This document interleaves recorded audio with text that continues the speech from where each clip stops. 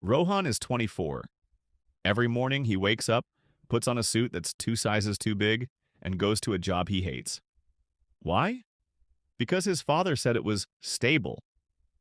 After work, he goes to the same daba with the same 3 friends he's known since 10th grade. These friends still call him by a nickname he outgrew years ago. They make the same tired jokes at his expense. And Rohan, he just laughs along. He acts like the funny, easygoing guy they expect him to be. But when he gets home and looks in the mirror, he feels a knot in his stomach. He hates that guy in the mirror. He feels like a fraud. He feels stuck. Rohan thinks he's trapped by his circumstances. He's wrong. Rohan is trapped by a version of himself that he didn't even choose. He's wearing a borrowed personality that's suffocating the man he's actually meant to become. And if you're watching this, feeling like your life isn't yours, you are Rohan. Now let's get real. Most of you watching this aren't actually living. You're just executing a script that was written for you by people who don't even know who you are. Look at your habits. Look at the way you talk, the way you dress, the career path you're stressing over. How much of that is you, and how much of that is just a collection of expectations from your parents, your teachers, and those toxic friends you're too scared to leave behind?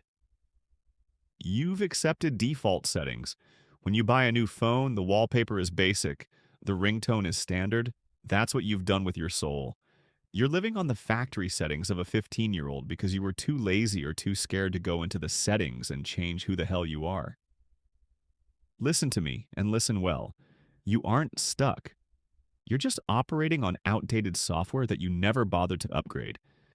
It's pathetic, really. You're 22, 25, or 30 years old, and you're still trying to be the person people liked 5 years ago. You're clinging to a reputation from high school or college. But here's the cold, hard truth. That person you're trying to preserve, that person is a loser today. If you haven't changed in 5 years, you haven't stayed loyal to yourself, you've stayed stagnant. You're a ghost haunting your own life. You're trying to fit a 2026-sized ambition into a 2018-sized identity. And then you wonder why you feel like you're breaking. You feel that identity itch, that constant frustration, because your soul knows you're lying. Every time you say yes when you want to say no, every time you play the quiet kid because that's your label, you are betraying yourself. Identity foreclosure isn't a prison sentence, it's a choice. You've closed the door on your potential because the default version of you is safe. It's comfortable. No one expects greatness from the default version. But I'm telling you right now, if you don't find the courage to delete this outdated version of yourself, you're going to spend the rest of your life living someone else's biography. Wake up. The default settings are for people who have no vision. Are you one of them? Look at me. We've talked about the default settings, but now I need you to understand the actual psychology of the trap you've fallen into.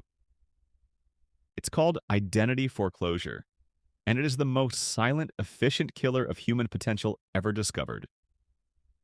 In psychology, identity foreclosure happens when you commit to an identity without ever exploring other options. Think about that for a second. It's like walking into a restaurant, and instead of looking at the menu, you just eat whatever the person at the next table is having. Most of you did this when you were 16 or 18. You decided, or someone decided for you, that you were the medical student, the athlete, or the quiet, shy one. You grabbed a label because it was easy, because it gave you a sense of belonging, and because you were too scared of the messy phase of actually finding out who you are. Look at the diagram I'm showing you. There's a stage called moratorium. That's the phase of exploration, trial and error, and questioning everything. You skipped it. You went straight from being a child to foreclosure. You committed to a version of yourself before you even had the brain capacity to understand your own values. And now, at 22 or 25, you feel like a fraud because you're living in a house you didn't build, wearing a uniform you didn't earn, and chasing a goal you don't even care about. You're foreclosed. In financial terms, foreclosure means the bank takes your house. In psychological terms, it means the world took your soul because you weren't using it. Listen to me clearly. This is a premature mental death. When you foreclose on your identity, you close the door on every other version of yourself that could have been great. You say, oh, I'm just not the type of person who can start a business, or I'm just not someone who is good with people. Who told you that? Was it a scientific test? No. It was a label you accepted 10 years ago to avoid the discomfort of trying and failing. You've turned your insecurities into your personality. That's not an identity. That's a prison cell you've decorated to look like a home. I'm going to be harsh with you because I care. The reason you stay in foreclosure is because it's easy. Exploring who you are is terrifying.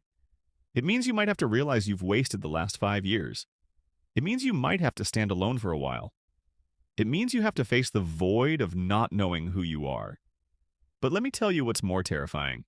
Waking up at 45, looking at your life, and realizing you've been a background character in a story written by your high school peer pressure. Stop committing to a version of yourself that you haven't even tested. You are not a finished product. You are a prototype that you've been too lazy to iterate on. Listen to me, because this is the part where most people shut the laptop or scroll away. Why? Because it's uncomfortable.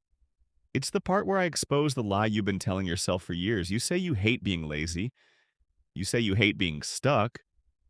But the truth? You're addicted to the safety of it. When you brand yourself as a failure or the guy who can't get his life together, you're actually buying insurance. Insurance against responsibility. If people know you're a mess, they stop asking you for things. They don't expect you to show up on time. They don't expect you to lead, and they don't expect you to win. Let's be real. You love it when people expect nothing from you. It's a vacation for your ego. If you never try to be great, you never have to face the humiliation of failing while actually trying. You're playing small so you don't have to feel the weight of the world on your shoulders. Stand up and take some damn responsibility. Being stuck gives you a story to tell. It's your social currency. Complaining about your life is easier than changing it. It gets you likes, it gets you, bro, it's okay, comments, and it gets you sympathy. You've replaced achievement with attention for your misery. Stop using your trauma and your stuckness as a conversation starter. You've become the narrator of your own tragedy, and you're so busy writing the script of why you're a victim that you've forgotten you're also the director who can change the ending. Pity is a cheap drug. Stop overdosing on it. As long as you don't try, you can keep the fantasy alive that you could be great if you wanted to. This is the most dangerous part. By staying in identity foreclosure, the version of you that is incapable, you protect the idea of your potential. I'm not a failure, I just haven't started yet. You're clinging to the idea of who you could be while the reality of who you are is rotting. You'd rather be a potential genius than a started from the bottom amateur. Guess what? Potential doesn't pay the bills and it doesn't build a legacy. An amateur who tries is 10 times the man than a genius who's too afraid to start. Success is terrifying because success demands consistency. If you actually become that disciplined, fit, and successful version of yourself, you can never go back. You have to maintain it. That's the real reason you stay stuck. You're scared of the work required to keep the new identity alive. You're not stuck in the mud because you're weak. You're staying in the mud because you know that once you get out, you have to keep running, and you're lazy. You'd rather hate yourself in bed than challenge yourself in the arena. Which one is it going to be today? Your friends don't actually see you. They see a version of you that makes them feel comfortable. When you try to change, you're holding up a mirror to their own stagnation. If you start working out, you're reminding them that they're out of shape. If you start a business, you're reminding them they're stuck in a 9-to-5 they hate. Your day ones are often the people keeping you at day zero. They don't want you to find yourself because they're scared of losing the loser they've known for years. If your circle isn't clapping for your growth, it's not a circle. It's a cage. Break out. Subconscious sabotage. It's not always a big fight, it's the small comments. Why are you acting different? Or, you've changed, bro. Yes, you have changed. That's the point. Expect the guilt trips. Expect the remember when stories. They are trying to pull you back into the bucket because they don't want to be the only ones left at the bottom. You have to be okay with being the villain in their story so you can be the hero in yours. You cannot build a new identity while staying in the same environment that created your old one. Sometimes you have to go dark. No parties, no mindless hanging out, no checking in. You need a season of isolation where the only voice in your head is yours, not your toxic friends or your judgmental cousins. If you're scared of being alone, you're not ready to be great. Just because you've spent 20 years being a certain way doesn't mean you owe the next 20 years to that same mistake. In economics, a sunk cost is money spent that you can't get back. Most people treat their personality like a bad investment they refuse to sell. Imagine you've been walking north for 10 miles, but you realize your destination is south. Do you keep walking north just because you've already put in the miles? No. You turn around. Your reputation of being shy or lazy is a sunk cost. Burn it and pivot. You are living in debt to your 15-year-old self. Why are you still letting a teenager, who didn't know anything about the world, dictate who you are today? You're acting out a script written by a version of you that doesn't even exist anymore. You are paying interest on a debt you never signed for. Stop it. You don't need a new year, a new month, or a Monday to change. You think you need a clean slate to start a new identity. The slate is never clean. It's covered in the scars of your past. Good. Use them as grip. You don't find a new identity. You forge it out of the wreckage of the old one. Every second you spend mourning the time you wasted being a loser is another second you're wasting now. Most people never change because they are afraid of the transition phase. This is the gap between who you were and who you want to be. In this gap, you feel like a fraud. When you first start waking up at 5 a.m. or speaking with authority or hitting the gym, your brain will scream, "Who do you think you are?" Stop acting. Listen, growth is supposed to feel awkward. If you don't feel like a cringe version of yourself for a few months, you aren't changing. You're just rearranging your old habits. You have to be okay with your old friends laughing at the new you. Their laughter is the sound of you leaving them behind. Embrace the imposter syndrome. It's proof that you've entered a territory you haven't conquered yet. You can't build a skyscraper on a swamp. You need to do a brutal audit of your life. If your For You page is full of brain rot or people living lives you hate, your brain is being programmed for failure. Unfollow everyone who represents the person you are trying to kill. Stop saying, "I'm trying to start a business," or "I'm trying to get fit." Use "I am." I am a founder. I am an athlete. Even if you haven't made $1 or lost a pound yet, the language dictates the discipline.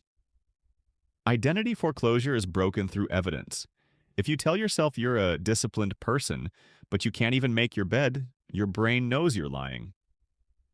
Identity isn't a wish, it's a result of gathered evidence. You want to be a writer? Write one page. Now you have evidence. You want to be a beast? Lift one heavy thing. Stop looking for a feeling of change and start looking for proof of change. Small, boring, daily proof. Most people are waiting for a tragedy, a sign, or a mentor to walk through the door and say, "Okay, now you can be successful."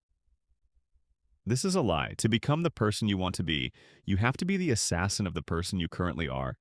You cannot take the hated version of yourself into the future. It's too heavy. Nobody is coming. No one is going to save you from your own mediocrity. Your parents are used to the old you. Your friends prefer the old you because you make them feel safe. The only person who has an interest in your evolution is you. You've spent time watching this because you're tired of the person in the mirror. Good. Stay tired. Use that anger. Today is the funeral for your old identity. Stop grieving for the loser you used to be and start working for the person you're destined to become. Now, look, most of you are going to close this video, feel a little motivated for 5 minutes, and then go right back to being the person you claim to hate. You'll scroll, you'll procrastinate, and you'll let that loser version of you win again. I'm not going to let you do that. Not today. If you're serious about killing that old version of yourself, I want you to do 2 things right now. Go down to the comments. I don't want a nice video comment. I want you to write down one specific trait of your old self that you are leaving behind today and one new standard you are replacing it with. Write it like a contract. I am killing my habit of making excuses, and I am becoming a man of my word. When you put it in writing, it becomes real. As soon as this video ends, do not watch another one. Do not check your notifications. Put your phone down and do one task that the new you would do.